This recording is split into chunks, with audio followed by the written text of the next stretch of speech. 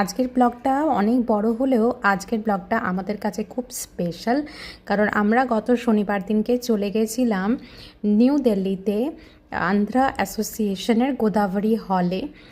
অকেশনটা এতটাই স্পেশাল ছিল যে তোমরা দেখলেই আগে বুঝতে পারবে।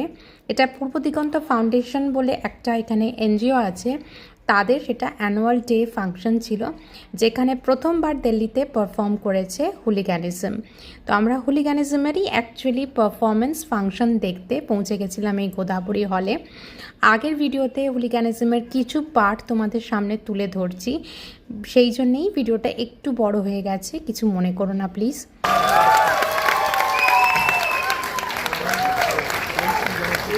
পশ্চিমবঙ্গ নামক রাজ্যে